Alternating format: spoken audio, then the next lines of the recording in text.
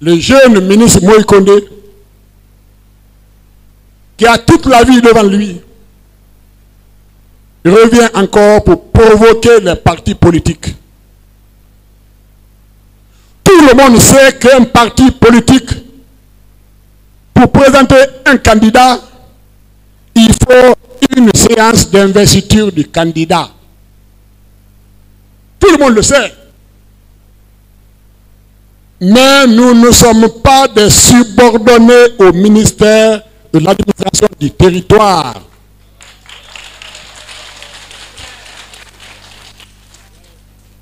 Lorsqu'on est venu déposer une assemblée régulièrement élue,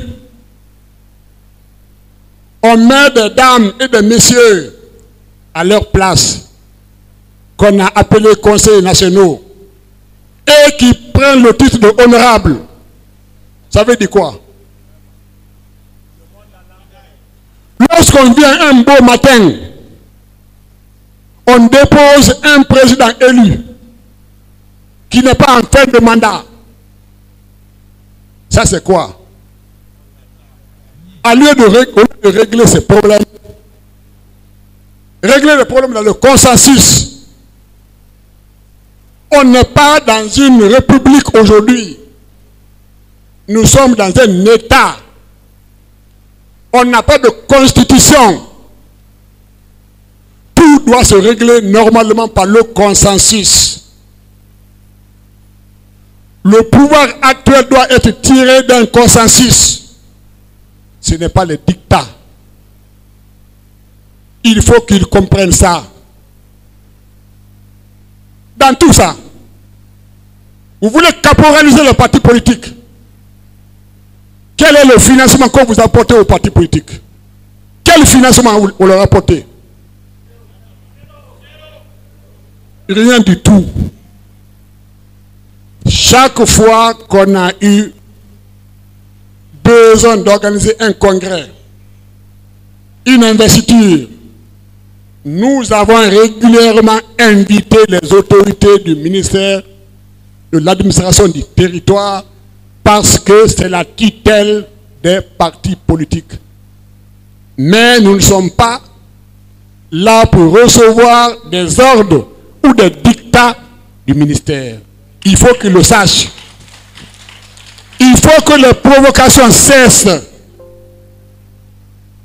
D'abord, on s'est demandé aux coalitions d'envoyer les statuts des partis politiques des coalitions.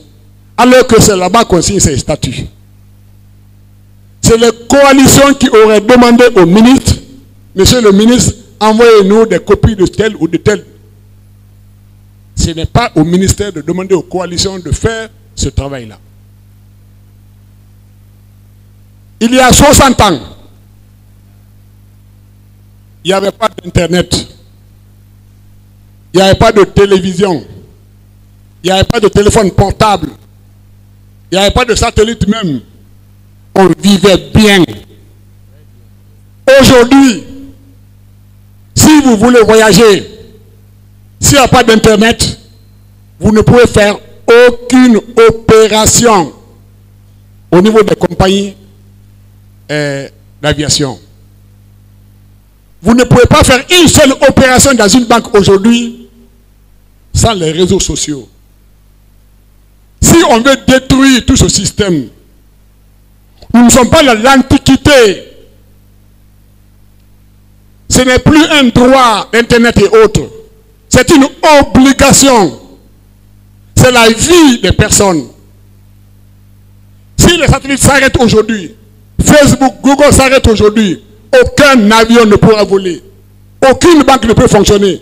Aucune grande société ne peut fonctionner. Si les dirigeants s'amusent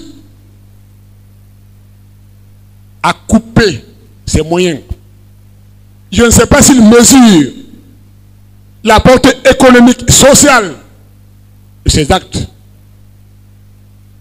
Il faut qu'ils reviennent à la raison. Il faut qu'ils comprennent qu'ils ne sont pas élus. Il faut qu'ils comprennent que trop, c'est trop. Il faut qu'ils comprennent que la vie, tout passe. La seule chose qui est permanente dans la vie, c'est le changement. Ça changera. Mais dans tout ça, où sont nos intellectuels? Où sont nos intellectuels? Où sont nos religieux? Où sont nos universitaires? Où sont nos sages? Où sont nos célèbres Kuntigi? Où sont les Kuntigi? Ou bien ils attendent qu'il y ait la moindre manifestation pour dire n'envoyez pas les enfants des autres à l'abattoir. Je voudrais dire à mon ami Lansana Kouyaté, président du PDN, je l'appelle ami parce que lui et moi, on était couchés sur le même lit lorsqu'on faisait notre formation militaire au camp Kwame Nkrumah de Kilomètre 36. Il était mon dénominateur, j'étais le numérateur sur le même lit pendant 45 jours. Son parti s'appelle le Parti de l'Espoir. Nous avons eu de l'espoir. Docteur Fodéoussou ici, en son nom personnel, a lancé un appel pour la réunification des idées ou le dialogue nécessaire. On a eu beaucoup d'espoir à mon ami Lansana Kouyaté. Il est le fruit achevé des manifestations. C'est grâce aux manifestations que Lansana Kouyaté fut premier ministre de la République de Guinée.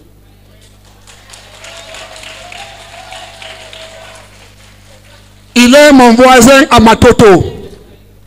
Je vous assure, j'ai vu les femmes étaler leur paille sur la route pour que son véhicule passe dessus, tellement ils avaient été contents de son arrivée. Mais lorsque les démons perpétuels du pays ont profité de la maladie du président Lansana Conté, ils sont encore vivants. Ils ont enlevé Lansana Kouyaté. Ce jour où j'étais encore là, le courant était coupé.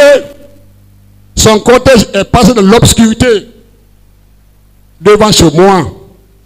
Les mêmes femmes qui mettaient leur paille pour qu'ils passent dessus étaient là en train de huer, d'insulter père et mère. Ce pays est comme ça. Lansana Kouyaté a tout le talent oratoire qu'il faut, a l'expérience nécessaire qu'il faut, un diplomate achevé, ambassadeur aux Nations Unies un peu partout. Nous avons mis beaucoup d'espoir en lui. Il a le verbe, il a les mots qu'il faut lui-même pour prendre son bâton de pèlerin pour la réconciliation des Guinéens. Il a vécu beaucoup de choses dans ce pays. On était ensemble dans les manifestations. Son cortège et le cortège de Kassoy étaient les plus visibles. C'était les deux leaders qui ont le style américain de la campagne. Il avait des gros machins, des gros ballons gonflables sur les véhicules. On était ensemble sur le toit des véhicules il n'y a pas longtemps. Il ne peut pas dire aux jeunes de Bambeto que sortir n'est pas normal, alors que nous-mêmes, nous avons appris à ces jeunes à sortir.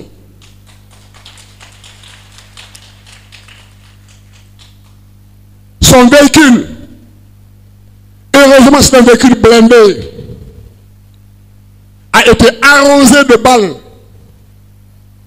Lui et le leader Selou, Sidia, se sont retrouvés chez lui. C'est Dieu qui les a sauvés.